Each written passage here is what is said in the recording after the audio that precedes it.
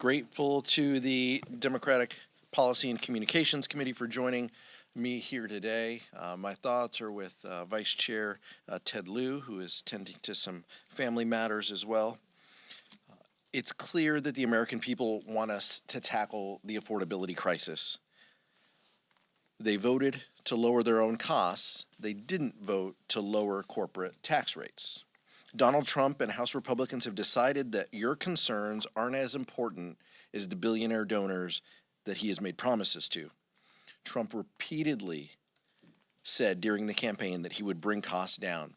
At a rally in Pittsburgh, he said, quote, "A vote for Trump means your groceries will be cheaper." In North Carolina, he said, quote, "From the day I take the oath of office, we will rapidly drive prices down." Fast forward to today, and he is already abandoning that promise to working people, telling Time magazine that actually driving costs down is, quote, "very hard." Tax cut for billionaires at the expense of the American people, serving your billionaire cabinet over the people who put you in office. Some of the same companies that charge these prices is who he is now advocating for. Under Trump and the Republican-controlled Congress, the American people will pay more for less. House Democrats have a plan to bring down the cost of living for working families by banning corporate price gouging, building more homes to tackle the affordability crisis, and cutting taxes for working Americans to give them the breathing room that they need.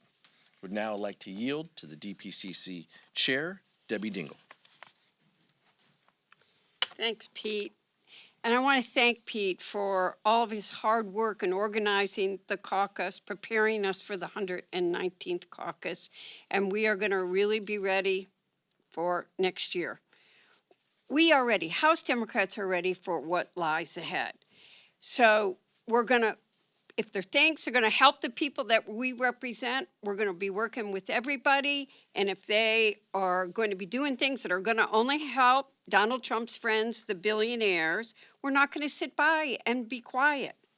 We are prepared for the work ahead. And I'm going to give you an example of where, well, we're probably not all together even on our side some days. Tariffs are a tool in the toolbox. If you're from an auto state, you got manufacturing, you got steel, I'm going to work with them to protect my workers.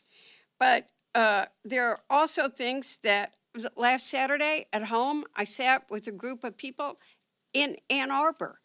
And I had a young man who voted for Donald Trump who said to me, you know, Democrats didn't take seriously the discussion about the cost of a dozen eggs.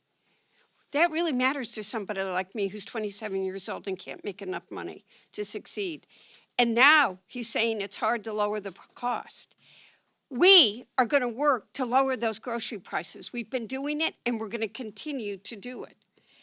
Well, he talks about we're not going to let people defund public services like veterans care or take care of our kids or what seniors rely on. And his most recent is he's talking about privatizing the post office, which would hurt rural Americans the most, and especially seniors and others who depend upon the United States Postal Service to deliver their medications. I'm going to ask you, is the agenda that we're hearing right now the agenda that works for everyday working men and women? House Republicans want to give tax breaks, but who's going to get the tax breaks? Those everyday working men and women we are going to fight for, and they're going to give a lot of benefits to the ultra wealthy. I'm just one of those people that think the wealthy should have to pay their fair share and corporations should be paying their fair share. Democrats are the ones that are going to put working families first. We always do. We're the party of Social Security and Medicare, the party of job creators, and quite frankly, road repairers, the party of common sense gun safety. And our hearts, again, go out to the families as we watched another senseless, not understandable shooting in Wisconsin yesterday. We're not going to stop fighting for you. So I want to thank you for being here. I'm wishing all of you a happy holiday season and turning this over to my co-chair, Lauren Underwood. Well, thank you, Debbie, and good morning, everybody. This is our last week here before we head back home to our families and our communities for our holiday break, closing out what has been a very eventful year and a very eventful 118th Congress. Through it all, every step of the way, our House Democratic Caucus has made it clear that we put people over politics, and we're focused on the issues that working families are focused on. We show up every day to make life better for the American people and to do the work that they sent us here to do. Bringing down costs, keeping our government funded and open, getting families high quality, affordable health care. Our community sent us here to solve problems, and that has been and will continue to be our focus as we head into the 119th Congress. Unfortunately, the same cannot be said for House Republicans. It's been a few weeks since we learned the results of the election, and in that time, they have made their priorities for the next 2 years completely clear. They want sweeping tax breaks for the richest and wealthiest Americans, paid for with deep cuts to Social Security and Medicare. They've attacked LGBTQ Americans. They have plans for a nationwide abortion ban, and that they will support tariffs that will bring pain on working families. And that's just what the House Republicans have been up to. Donald Trump has been busy starting on Project 2025, walking back on his campaign promises and filling his cabinet with unqualified and alarming picks. It's extremism, and it's completely out of touch with our communities. And while we will always work to find common ground on any issue, we will not yield to this. Not now and not throughout the 119th Congress. Now, our job as the DPCC is to make sure that our caucus has the tools to communicate these priorities decisively to the American people, and we are very, very excited about the work ahead. Thank you, and for more, I'm happy to turn it over to Lori Trahan. Well, thank you, Lauren. Thank you to Chair Aguilar for hosting us.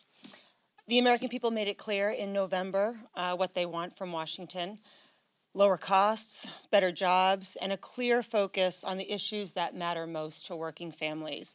What they didn't vote for is Donald Trump undermining and defunding the government services that actually work for them. That's why many Americans were understandably shocked by yesterday's announcement that President-elect Trump is seeking to privatize the United States Postal Service. Millions of Americans rely on the mail every day for their life-saving prescriptions, to pay their bills, receive their Social Security benefits, and during the holidays, mail out their presents. And they do it through the USPS because they can do it in a timely fashion and at a cost they can afford.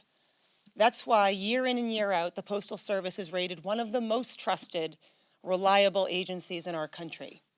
Tell me how gifting this service to a billionaire CEO who will raise prices to pad their bottom line helps working families who will be forced to pay more. You can't, because it doesn't make any sense.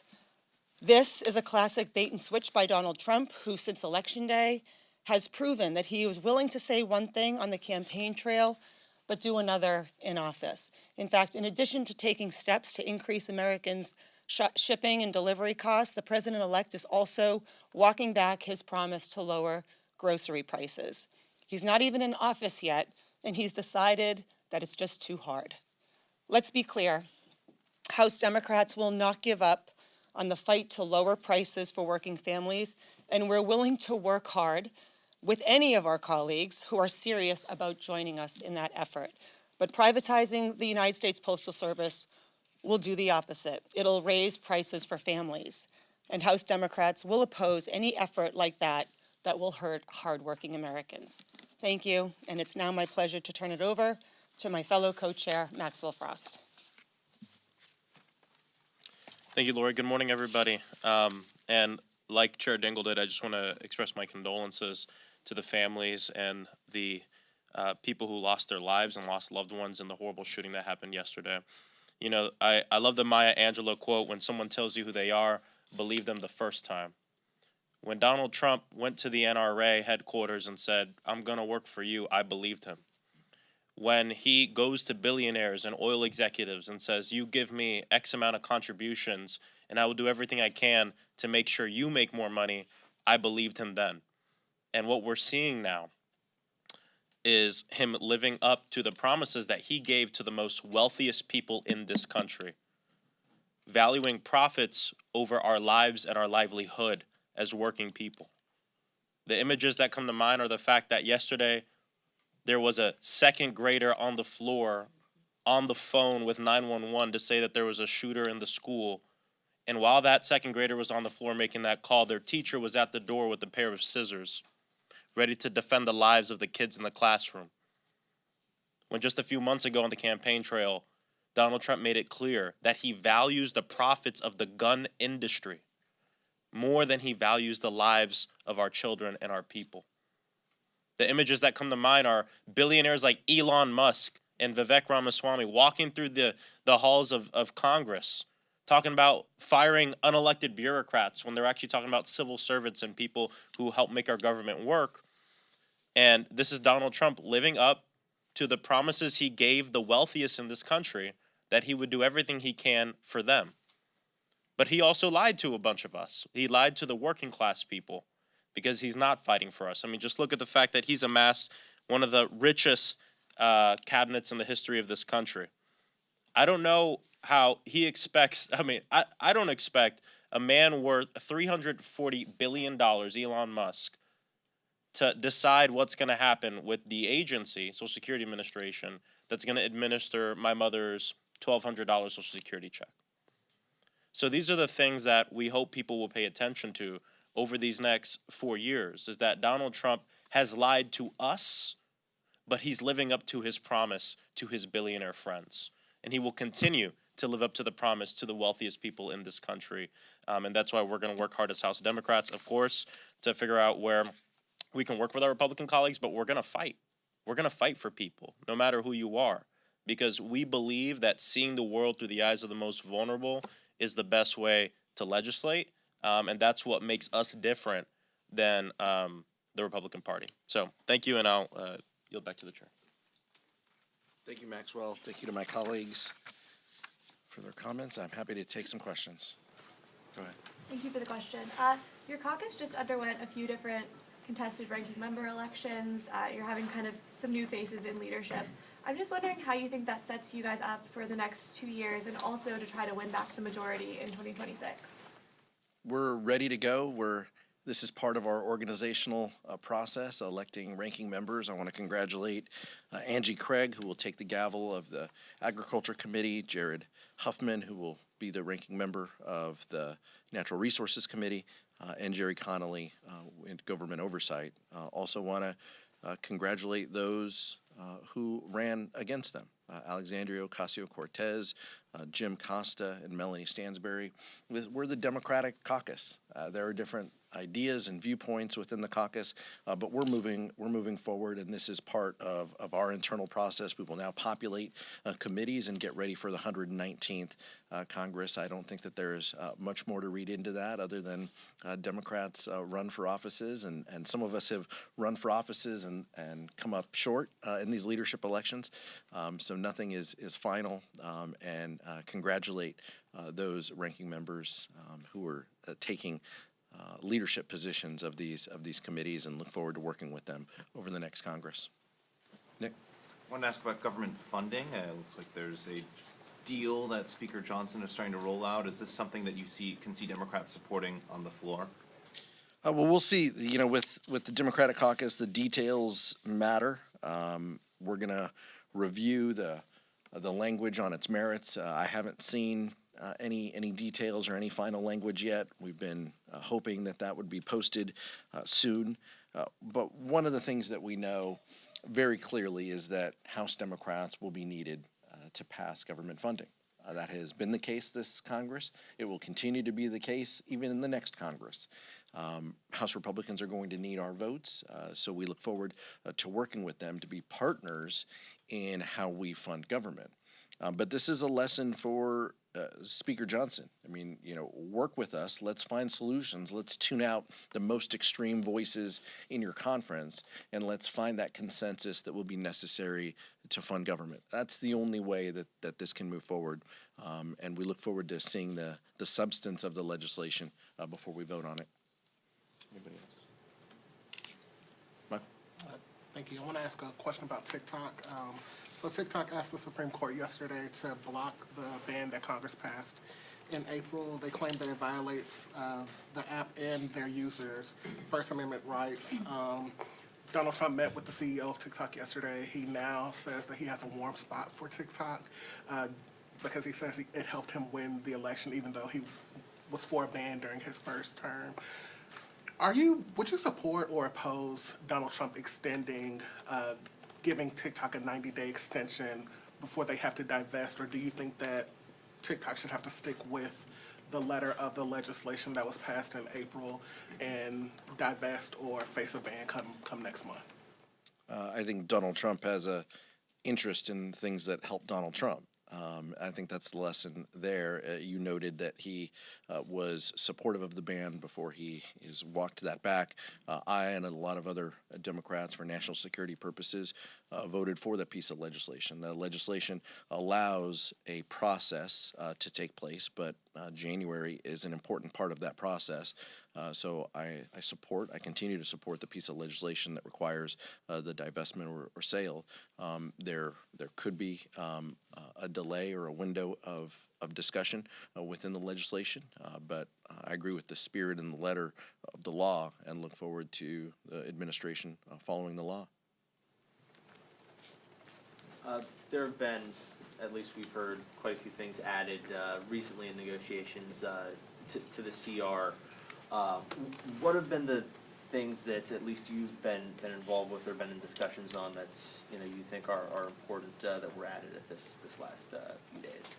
Well, again, with the caveat that we're waiting to see the language of what's included, but House Democrats have been very clear that the lapsing farm bill is important to us. It's important for rural America. It's important for nutrition programs across the country. It's important that we continue that program. So that has been an important piece that the Democratic caucus and our members have been focused on. Also, the disaster recovery and assistance. The natural disasters that have happened over the past few months, especially down in the South, require our assistance and support. The administration has thoughts on the disaster package as well. They have transmitted those to Congress, and we look forward to robust disaster assistance being a part of this CR. Our communities need this help and support. We need to ensure that every community has that ability to recover and rebuild, and that we don't play favorites, whether you're in a red state or a blue state. That should not matter. It does not matter to us. It may matter in a future administration. And so we want to make sure that we get that done today. So those are the important pillars in addition to continuing funding and making sure that vital government programs don't lapse funding between now and March.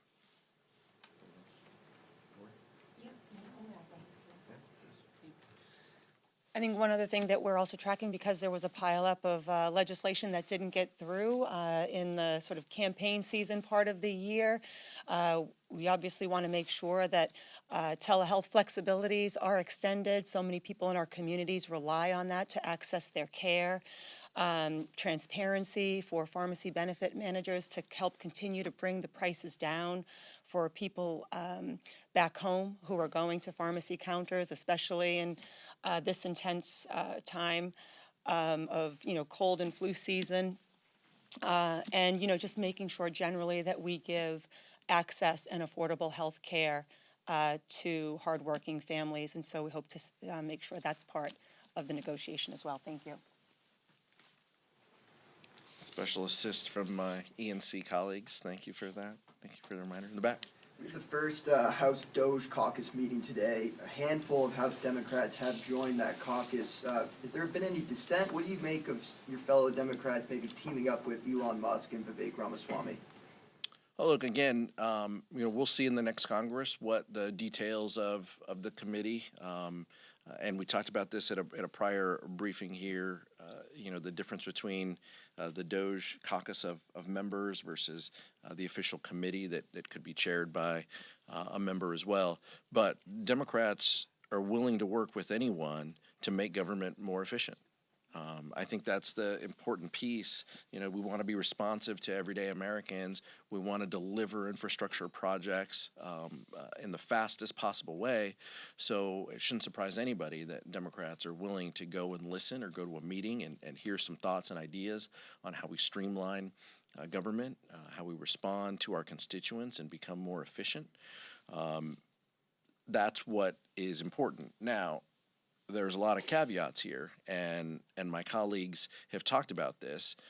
That does not mean that we support privatizing the Postal Service. That does not mean we are going to prioritize under a broader efficiency category, displacing jobs and vital services that the American public relies on. So we will speak out against those policies that hurt our communities. But we're going to listen and have conversations about efficiencies and making government more efficient. I was a mayor of a medium-sized city and have spent a lot of time, going over details and trying to find efficiencies where we can. My colleagues behind me have been in government collectively for decades at different levels, and that's who we are and what we stand for, and we're going to continue to do that. Anybody else on Doge? It's important that it's important that if we really have representative government, everybody's at the table. And everybody's had different perspectives.